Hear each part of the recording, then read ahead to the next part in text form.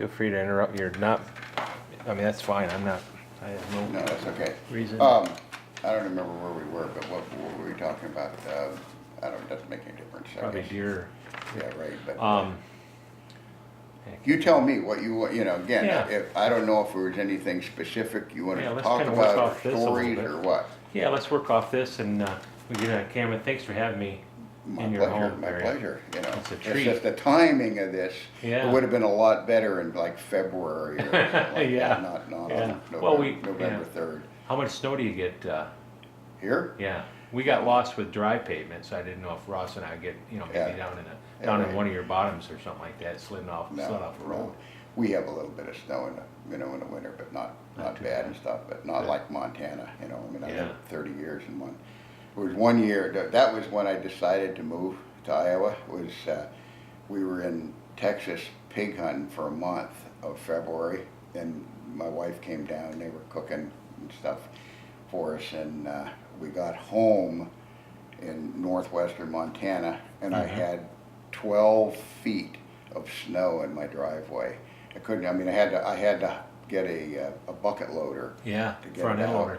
Yeah, and Wow. get it out and People don't shovel the understand roof that. off. I mean, again, Found your house. yeah, it was. I mean, Underneath. on top of the roof, I had to shovel Yeah. the roof off, type of thing. And then when we got got into the house here, and I'll make this short, but my next door neighbor had we shared the same water line, and in September he had a cement truck come in and built a basketball court for his kids, and the cement truck ruptured our water line, so it was leaking underground. So we get home and my basement was all flooded. I mean, I lost, everything turned to soup. And anyway, we ended up having a fight with the city of the sewer system, and I didn't have water from March until I think it was September. Oh my And, God. I had to go across the country club was across the street, and we had to go over there to shower. And I mean, That's a royal pain you right gotta there. be kidding me. Yeah, right. Wow. But I mean, you don't realize it, or Yeah. carrying buckets of water. But Yeah. anyway. How about the cement guy? Well, he probably claimed he didn't know it was there. Oh yeah, Yeah, right. wow, yeah, that's- Anyway, bad. Well, hey, I as you and I kind of went over these questions, and Mhm. it's really just reminder for me to stay on point too. Yeah, But anything you want. We could spend hours just Oh, answering yeah. these questions and stuff, but I'll try to. Yeah. I tend sometimes to carry it on a little bit too I'm much. okay but- with that. Okay. I'm okay with that. Yeah, a question like this one, how long have you been hunting, right? I call it chasing whitetails Yeah. because some people have a different definition of hunting, but to go out in the woods, somebody say you hunt, you must be killing stuff, and Yeah. a lot of times, I talked Yes about. and no. I mean, I started, my brother and I are identical twins. I was going to ask that. I didn't have it here, and I was going to ask that, and I'm glad you Yeah, said yeah, that. 'cause I forgot. I'm 8 minutes older than he is and stuff, but it has granted me He's never used that 8 minutes older. 8 minutes. phase. No, yeah, I taught him everything he knows, Yeah. but he's still, constantly trying to catch up. But he, seriously, we think alike, and it's been beneficial in the respect it's like two heads are better than one. Yeah. But in the other side of the coin, we think differently sometimes. There's things, and nothing major that that we disagree on. But in other words, we'll go. It's almost eerie sometimes being identical twins. Well, number one, I've had a good hunting partner my whole life. You both But- have been blessed with each other on that, Oh, on a lot of things, and that's one of absolutely. them. Yeah. But I'm saying it's spooky sometimes where we would go into an area, never been there before, and say, let's go check it out. And he would go right and I would go left, and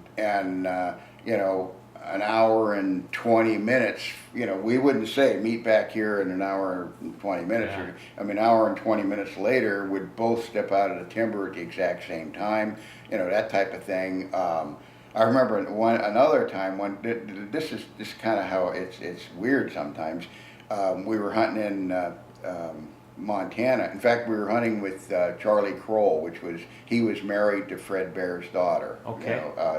Anyway, good guy. He was vice president of bear archery at the time. Anyway, he was in camp, but we were elk hunting and went our separate ways type of thing. And Gene got into some bulls, and he had I can't remember exactly, but he had two different bulls he almost got, and all of a sudden here comes a bear comes walking by. So, he shoots the bear runs over and dies, and the elk run off, right? So he goes over and he's half field dressing the bear. In fact, his knife was laying there and here comes a bull. So he leaves the bear, tries to get the bull, right? And then the bull, he messes it up and the bull gets away. But now he can't find the bear. He comes back and, in other words, he's got the bear half gutted with his knife laying on the chest, and he can't find it now. So he comes back to camp and he said, I got good news and bad news. He says, I got a bear, I got it half field dressed, and I can't find it, right? Yeah. It's kind of rare. But so I says, can you retrace your steps, like, when you're just still hunting type of thing, and where you went? And he said, yeah, I think so. So we went, he and I go together, and we went for a long way. I mean, I don't remember a mile, but whatever. We're way back in, and we came to this little knob, and Gene turned and went to the left. And I stopped him, and I says, hold it. And I says, are you sure you went to the left here? And he says, I don't know, I think so, why? And I says, because if the wind was then the same way as it is now, I would have gone to the right here, type of thing. And he says, I don't know, you go that way. And I went to the right. He went to the left. I went to the right, and not 50 yards. There's his bear laying there, right, type of thing. Wow. It was like mental. I knew that's the way he went. Maybe it was and cool. you knew how each other hunted. Maybe total coincidence. I don't know, but no, there's things that we again think parallel on, mm-hmm. and most of the time it's the same. But we are individuals. There's Mm-hmm. stuff that he believes or doesn't believe, or I don't believe or do believe, or whatever. That's just Mm-hmm. different opinions. Well, if you even the two of you, if you think, I should say, completely alike, or darn close, eventually it gets a little boring too. You gotta have your own. Yeah, but differences. there's certain things. There's gray areas too, and just for as an example, deer are not supposed to be able to reason, and we have had discussions about. In other words, when you watch an animal do that, Gene will say, no, he can't be reasoning, and I'm saying, no, it's not reasoning, it's instinct. He's doing that through instinctiveness or survival or whatever you want to say, not because, in other words, if a deer hears another deer snort, often a quarter mile away, off in a distance.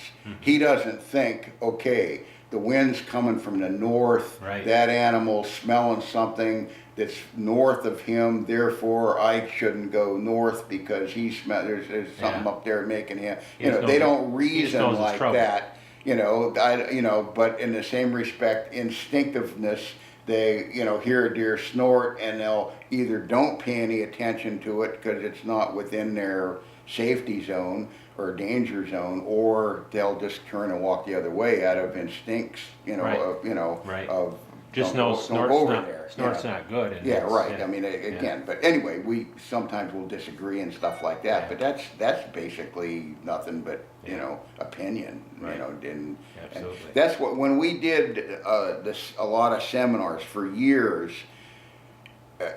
Personally, I thought it really worked well, where we would be together on the stage, and each of us have a microphone, and we would open the floor to questions and answers. That went smooth to me because, number one, you're answering questions that the guy in the audience wants answered, but while I'm answering a question, he is gathering thoughts on his opinion, and then when I stop, he will pick up and he'll give his 2 cents worth, and then when he'll say something, and additionally I will come back. So it goes back and forth, so you're getting the opinions from two individuals on the same subject that might or might not, agree. And then it's up to you as the listener or attendee to decide, in my situation, I think this is more, and it's hard to get two people agreeable to mine. flow that way, even if you work together, maybe just friends, work together for a long time, to get them to think like that. That's, but if you combine think like that, like-minded because of the genetics and a lot of very similar hobbies, I mean, that's a great blend. Oh, It's yeah. hard to bring those together in a fold and then take that and share that knowledge with, So, what brought you? I mean, it's not. I don't see it on here, but what brought you from Montana to Iowa? I mean, not to get personal. No, absolutely. And people don't realize this. I mean, my entire, I say, life has been, designated towards. I mean, when I lived in Montana, we lived in Montana for almost 30 years. The reason I moved to Montana was from Vermont. I went to school in Indiana, but I lived in Vermont, and I went after I graduated from college. I moved to Vermont. I was there for 2 years or a year and a half, something like that, and I couldn't take it. I mean, it was just, it had changed so much. The so many people. And I had an opportunity to move to Whitefish, Montana, northwest, which was near Glacier Park National Park. And I'd been out there previously. I knew it. I liked it. Flathead County had giant whitetails in the record books. So I moved there, frankly, to build a foundation on the future. But a big percentage of the reasoning was, hundreds of miles of national forest, state land, and giant whitetails, and low hunting pressure. I mean, I was a bow hunter. I hunted for decades